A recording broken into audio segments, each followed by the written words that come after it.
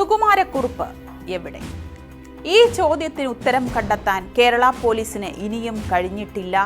എങ്കിലും കുറുപ്പ് ജീവനോടെ ഉണ്ടാകാൻ ഇടയില്ലെന്നാണ് ആ അന്വേഷണത്തിൽ പങ്കെടുത്ത പോലീസിലെ ഉന്നതരെല്ലാം അന്ന് എത്തിച്ചേർന്ന നിഗമനം. ഹൃദ്രോഗബാധയാൽ സുകുമാരക്കുറുപ്പ് ഉത്തരേന്ത്യയിൽ വെച്ച് മരണം അടഞ്ഞിരിക്കാമെന്നും അവരിൽ ചിലർ പറഞ്ഞിരുന്നു. സർവീസിൽ നിന്നും വിരമിച്ച അവരിൽ പലരും ഇന്നില്ല.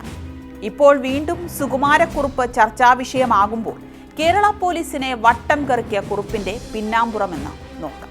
ഇൻഷുറൻസ് തുക തട്ടിയെടുക്കാൻ നിരപരാധിയെ കൊലപ്പെടുത്തിയ ആ കുറ്റകൃത്യം കേരളം ഇന്നും മറന്നിട്ടില്ല. ആ ഫയൽ ക്ലോസ് ചെയ്യാതെ ലോങ് പെൻഡിംഗ് കേസായി ഇന്നും അവശേഷിക്കുന്നുണ്ട്. ചെങ്ങന്നൂർ താലൂക്കിൽ ചെറിയനാട് വില്ലേജിൽ പുത്തൻ വീട്ടിൽ ശിവരാജക്കുറുപ്പ് മകൻ സുകുമാരക്കുറുപ്പ് എന്ന് വിളിക്കുന്ന സുകുമാരൻ കേരള പോലീസിന്റെ കുറ്റാന്വേഷണ ചരിത്രത്തിലെ ഏറ്റവും കുപ്രസിദ്ധനായ കുറ്റവാളി. കുബുദ്ധികളായ പല കുറ്റവാളികളെയും സമർത്ഥമായി അഴികൾക്കുള്ളിലാക്കിയ കേരള പോലീസിനെ സംബന്ധിച്ചിടത്തോളം ഇന്നും പ്രതിച്ഛായ നഷ്ടമായ കേസാണ് സുകുമാരക്കുറുപ്പ് സംഭവം. 1984 ജനുവരി 24 നാടിനെ ഞെട്ടിച്ച ആ സംഭവം നടന്നത്. മാവേലിക്കരയ്ക്കടുത്ത് പുന്നമൂട് കൊല്ലക്കടവ് റോഡിൽ കലുങ്കിന് താഴെ വയലിൽ കാർ കത്തി ഒരാൾ വെന്തു മരിച്ചു. KLQ 7831 എന്ന നമ്പറിലുള്ള അംബാസിഡർ കാറാണ് ഡ്രൈവിംഗ് സീറ്റിലിരുന്ന ആളിനൊപ്പം കത്തിയമർന്നത്. മരിച്ചത് സുകുമാരക്കുറുപ്പാണെന്നായിരുന്നു ആദ്യ വാർത്തകൾ. എന്നാൽ കൊല്ലപ്പെട്ടത് ആലപ്പുഴ തത്തമ്പള്ളി സ്വദേശിയായ ഫിലിം റെപ്രസെന്റേറ്റീവ് ചാക്കോ ആയിരുന്നുവെന്ന് പോലീസ് നടത്തിയ അന്വേഷണത്തിൽ കണ്ടെത്തി.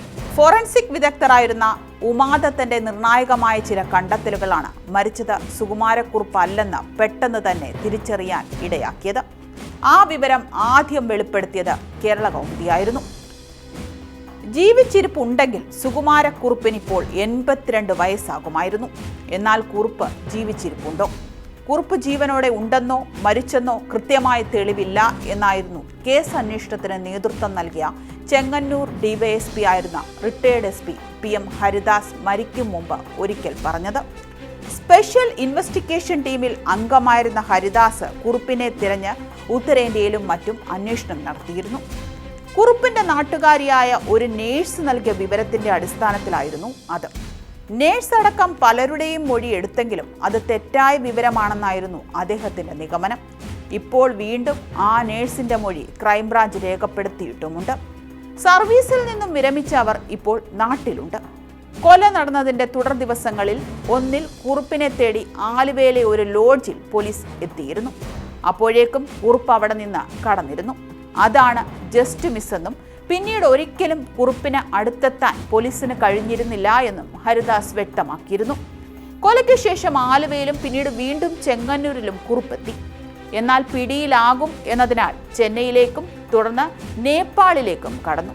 നേപ്പാളിൽ നിന്ന് മുങ്ങിയ കുറുപ്പിനെ കണ്ടെത്താൻ നടത്തിയ അന്വേഷണങ്ങളൊക്കെ വ്യഥാവിലായെന്നായിരുന്നു ഹരിദാസിന്റെ അഭിപ്രായം. ചെറിയനാട്ടെ വീട്ടിൽ കുറുപ്പ് എത്തുമോ എന്ന് നിരീക്ഷിക്കാൻ സമീപത്തുള്ള വീട് വാടകയ്ക്കെടുത്ത് 4 വർഷത്തോളം പോലീസിനെ ഡ്യൂട്ടിക്ക് നിയോഗിച്ചിരുന്നു. എന്നാൽ കുറുപ്പ് ഹൃദ്രോഗത്താൽ മരിച്ചിട്ടുണ്ടാകുമെന്നാണ് അന്ന് SITയിലെ ഡിറ്റക്റ്റീവ് ഇൻസ്പെക്ടറായിരുന്ന retired SP George Joseph Mannusseri പറഞ്ഞത്. കടുത്ത ഹൃദ്രോഗിയായിരുന്ന Kurup Joshi son of doctor Sarala Joshi എന്ന വ്യാജ മേൽവിലാസത്തിൽ ബീഹാർ, ബംഗാൾ തുടങ്ങിയിടങ്ങളിലെ സർക്കാർ ആശുപത്രികളിൽ ഹൃദ്രോഗത്തിന് ചികിത്സയിൽ നേടിയിരുന്നു. കടുത്ത ഹൃദ്രോഗിയായിരുന്ന Kurup Joshi son of doctor Sarala Joshi എന്ന വ്യാജ മേൽവിലാസത്തിൽ ബീഹാർ, ബംഗാൾ തുടങ്ങിയിടങ്ങളിലെ സർക്കാർ ആശുപത്രികളിൽ ഹൃദ്രോഗത്തിന് ചികിത്സ തേടിയിരുന്നു. ഏറ്റവും ഒടുവിൽ 1990 ജനുവരി 14 ബംഗാളിന്റെയും ബീഹാറിന്റെയും അതിർത്തിയിലുള്ള റുക് നാരായൺപൂർ പബ്ലിക് ഹെൽത്ത് സെന്ററിലെ OPയിൽ PJ ജോഷി എന്ന പേരിൽ കുറുപ്പ് പ്രത്യക്ഷപ്പെട്ടിരുന്നുവെന്നും ജോർജ് ജോസഫ് ചൂണ്ടിക്കാട്ടുന്നു. ഡോക്ടർ അടിയന്തര ശസ്ത്രക്രിയയും 3 മാസത്തെ വിശ്രമവും നിർദ്ദേശിച്ചെങ്കിലും പിടിക്കപ്പെടുമെന്ന ഭയം മൂലം സ്ഥലം വിടുകയായിരുന്നു. പിന്നീട് ഒരാശുപത്രിയിലും കുറുപ്പെത്തിയതായി പോലീസിന് വിവരം ലഭിച്ചിട്ടില്ല. സാഹചര്യ തെളിവുകളുടെ അടിസ്ഥാനത്തിൽ വിലയിരുത്തിയാൽ കുറുപ്പ് മരിച്ചിട്ടുണ്ടാവുമെന്ന കാര്യത്തിൽ സംശയമില്ലെന്നാണ് ജോർജ് ജോസഫിന്റെ വാദം. അനാഥശവമായി കുറുപ്പിനെ മറവ് ചെയ്തിട്ടുണ്ടാകാമെന്നും അദ്ദേഹം കരുതുന്നു. എന്നാൽ മരിച്ചയാളുടെ മൃതദേഹം, പ്രായം, വിലാസം, ഫോട്ടോ ഒന്നും ലഭിച്ചിട്ടില്ലാത്തതിനാൽ കേരള പോലീസിന്റെ ഔദ്യോഗിക രേഖകളിൽ സുകുമാരക്കുറുപ്പ് മരിച്ചതായി എഴുതി ചേർത്തിട്ടില്ല. ആ കേസ് ഫയൽ ലോങ് പെൻഡിംഗ് ആയി തുടരുകയാണ്. തെളിവുകൾ ലഭിച്ചാൽ എപ്പോൾ വേണമെങ്കിലും ഫയൽ ഓപ്പൺ ചെയ്യാനാവും. ഇപ്പോൾ പഴയ കേസുകൾ ക്ലോസ് ചെയ്യുന്നതിന്റെ ഭാഗമായാണ് വിവരങ്ങൾ വീണ്ടും തിരക്കുന്നത് എന്നാണ് പോലീസ് ഭാഷ്യം. ഗൾഫിൽ ജോലി ചെയ്യുമ്പോഴാണ് ഇൻഷുറൻസ് തട്ടിപ്പെന്ന ആശയം കുറുപ്പിന്റെ മനസ്സിൽ ഉദിച്ചത്. 8 ലക്ഷം രൂപ തട്ടിയെടുക്കുകയായിരുന്നു ലക്ഷ്യം. അന്നത് വലിയൊരു തുകയായിരുന്നു. പഴുതുകൾ അടച്ച് തട്ടിപ്പ് നടത്താൻ കുറുപ്പ് സുഹൃത്ത് ഷാഹു, ഭാര്യ സഹോദരിയുടെ ഭർത്താവ് ഭാസ്കരപിള്ള, ഡ്രൈവർ പൊന്നപ്പൻ എന്നിവരെ ചട്ടം കെട്ടി.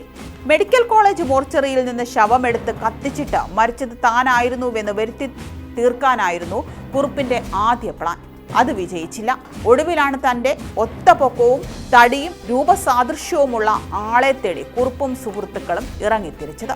ആ വലയിലാണ് സെക്കൻഡ് ഷോ കഴിഞ്ഞ വീട്ടിലേക്ക് മടങ്ങാൻ വണ്ടി കാത്തുനിന്ന നിരപരാധിയായ ചാക്കോ പെട്ടത്. അന്ന് ചാക്കോയുടെ ഭാര്യ ശാന്തമ്മ പൂർണ്ണ ഗർഭിണിയായിരുന്നു. ചാക്കോയുടെ കൊലപാതകത്തെ തുടർന്ന് സർക്കാർ ശാന്തമ്മയ്ക്ക് ജോലി നൽകിയിരുന്നു. ഏതാനും വർഷം മുമ്പ് അവർ സർവീസിൽ നിന്ന് വിരമിച്ചു. അച്ഛനെ കാണാൻ ഭാഗ്യം ലഭിക്കാതെ പോയ ചാക്കോയുടെ മകന്റെ പേര് ജിബിൻ എന്നാണ്. പിടികിട്ടാപ്പുള്ളിയായ സുകുമാരക്കുറുപ്പിനെ ഒഴിവാക്കി നടന്ന വിചാരണയിൽ ഭാസ്കരപിള്ള അടക്കമുള്ള മറ്റു പ്രതികളെ കോടതി ശിക്ഷിച്ചു. അവരിൽ ഭൂരിഭാഗം പേരും കാലയവനികയ്ക്ക് പിന്നിലേക്ക് മറിഞ്ഞു. ഇന്നും സുകുമാരക്കുറുപ്പ് എവിടെയെന്ന ചോദ്യവും ആ പേരും മലയാളികളുടെ മുന്നിലെ ഉത്തരമില്ലാത്ത ഒന്നാണ്.